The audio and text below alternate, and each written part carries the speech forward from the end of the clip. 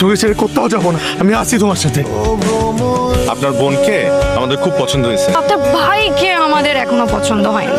আমার ভাইয়ের মতো ভাই আর একটাও পাবেন। অ্যান্টিক পিস নাকি? এক কাজ করেন, আপনার ভাইকে শোকেসে সাজিয়ে রাখেন, মাঝে মাঝে দেখবেন বের করে মুছবেন আবার রেখে দেবেন। বিয়ে সাদের আর দরকার নেই। আগে আপনার ভাইয়ের সাথে আমার মনের বিয়েটা হোক, তারপর না হয় বেআইনের সাথে টাউনকি মাইরান। এখন রাস্তা মাপেন।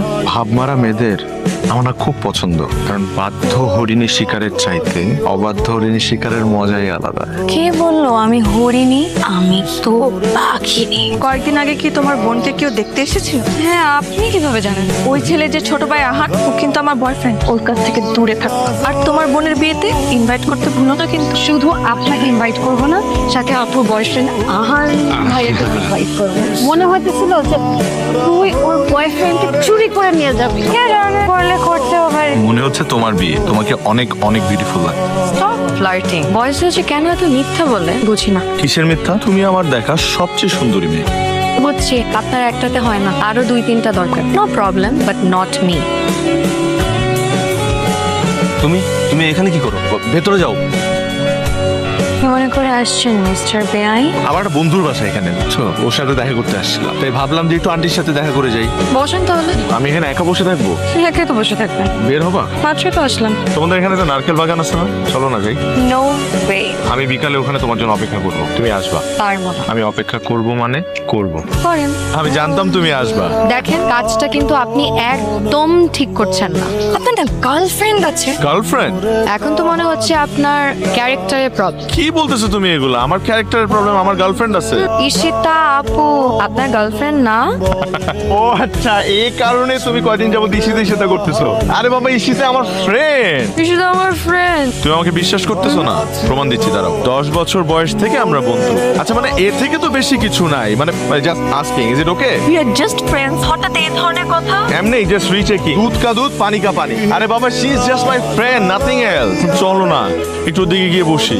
বসা যাবে না। আমি তোমাকে কিছু কথা বলি, সরাসরি বলবো, ওকে? আমি ঘুরায় পেঁচায় কথা বলতে একদমই পছন্দ করি না। যা বলবো ডিরেক্টলি বলবো। আমি যেদিন তোমাকে প্রথম দেখছি সেদিন আমার এই দমটা বন্ধ হয়ে আসছিল। আমার কাছে বিশ্বাস হচ্ছিল না যে পৃথিবীতে এত সুন্দর একটা মানুষ হতে পারে। তার এই চোখ দেখে আমি দিনের পর দিন কাটাই দিতে পারবো, এবং এই যে হাসিটা, এই হাসিটা দেখেও আমি অনন্তকাল অপেক্ষা করতে পারবো।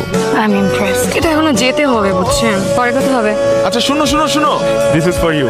আল্লাহ কি কিউট। তুমি যখনই ওকে দেখবা তখনই তোমার আমার কথা মনে পড়বে। ও যখনই মেও মেও বলবে, তুমি বুঝে নিও যে এই আহান আই লাভ ইউ বলতেছে। আপনার ফ্লার্টিং করার স্কিল না দুর্দান্ত। কিন্তু মিস্টার আহান, আমার নাম আদিয়া। আমি এত সহজে যাই না পটিয়া। ভালো। দুলা ভাই আসে নাই, দুলা ভাইয়ের পক্ষ থেকে আমি আসছি। কেন, আমাকে দিয়ে চলবে না বেন? ঘোড়ার কাজ কি আর গাধাকে দিয়ে হয়? একটু বিড়াল কিনে খাবে। হ্যাঁ, এত কিউট কেন এটা? দিছে এক গাধা। মেয়েদের সংসার করার জন্য কিন্তু একটা গাধার দরকার হয়, কারণ ঘোড়াকে বিয়ে করলে সেই ঘোড়া তো দৌড় দিয়ে ওই মেয়েকে ফেলে চলেই যাবে, আর গাধা সারা জীবন সেই মেয়েটার ভার বহন করে যাবে। এই কথাটাই মেয়েরা বুঝতে চায় না। সারা জীবন ঘোড়ার পিছে ছুটতে ছুটতে ছ্যাঁকা খেয়ে ব্যাকা হয়ে আবারও সেই গাধার কাছে ফেরত আসে। তোমাদের এত ভাবার কথা আমি বুঝি না বাবা। তোমাদের ভাবভঙ্গিমার কথা শেষ হলে আমি এখন যাই। ভাবি, আমার একটা বন্ধুর বাসা আছে এই এলাকায়, বুঝছো? আমি একটু যাই দেখা করে আসি। এখানে তোমার বন্ধুর বাসা আছে? হ্যাঁ, এই পাশেই পাশেই। আমি যাই। হ্যাঁ, আমি জানতাম আপনি আসবেন বেআই। আমি একটা কথা ডিরেক্টলি বলি, আমি তোমাকে খুব পছন্দ করি, আর আমার বিশ্বাস তুমিও আমাকে পছন্দ করো, শুধু বলতে পারো না। হুটহাট করে আমি কারো প্রেমে পড়ে যাব সেই মেয়ে আমি না। হ্যাঁ, আপনি দেখতে শুনতে সুন্দর, কথা বলেও খুব কমফোর্টেবল ফিল হয়, কিন্তু ওই যে কোথাও থাকে না একটা স্পার্কটা নাই, বুঝছেন? স্পার্ক আবার কি? স্পার্ক হচ্ছে সেটা যেটা দেখে একটা মেয়ে একটা ছেলের প্রেমে পড়ে। আপনার মধ্যে সেই স্পার্কটা যেদিন দেখতে পাবো সেদিন আমি আপনাকে ভালোবাসবো। ভাই দাঁড়ান দাঁড়ান দাঁড়ান, আপনার যাওয়া দরকার নেই, আমি অনেক নিয়ে হসপিটালে যাচ্ছি। যার জন্য এত কিছু রান্না করলাম সে কই? আর বলো না মা, রাস্তায় নাকি গাড়ির সাথে ধাক্কা লেগে এক ভিক্ষুক আহত হয়েছে, তাকে নিয়ে হসপিটালে গেছে। ও এগুলা করেই বেড়ায়। কোন বাড়িতে কে না খেয়ে আছে, কার চিকিৎসার টাকা লাগবে, টাকার অভাবে কে পরীক্ষা দিতে পারছে না। পুডিং, আমার ফেভারিট পুডিং।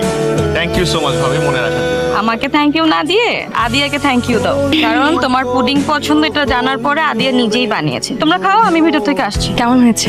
বেশি একটা ভালো না।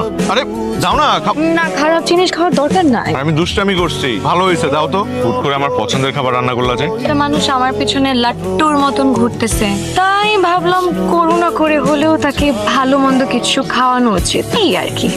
ও মা, আবার কি হলো? খাবো না। কেন? খাবো, নিজের হাতে খাবো না। যদি তুমি খাওয়াই দাও তাহলে খাবো। কি বলছেন এসব? খাওয়াই দাও নাহলে খাবো না। খাবো না মানে খাবো না। কেউ দেখে ফেললে? কেউ নাই তো এখানে। এত জিদ আপনার।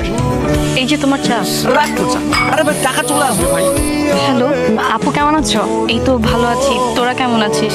আমরা ভালো। আহান ভাইকে অনেকবার ফোন দিচ্ছিলাম, ফোনে পাচ্ছিলাম না। আহানের তো অনেক জ্বর, ও একদম বিছানা থেকে উঠতে পারছে না। আচ্ছা, তাহলে পরে ফোন দিব। পরীক্ষা শেষ তাই চলে আসলাম। ভাবলাম কিছুদিন বেরিয়ে যাই। দুলাভাই কোথায়? দুলাভাইকে কোথায় দেখছেন যে? ও আর কোথায়, সেই সকালবেলা বের হয়ে অনেক রাত করে বাসায় ফেরে। তারপর বল। আহান ভাই কোথায়? আহান ভাই জ্বর ভালো হয়নি এখনো? না রে, এখনো ভালো হয়নি। চলো তো একটু দেখি। দারুণ, ডাক্তার কাছে যাই। আপনার জ্বর একদম সেরে গেছে।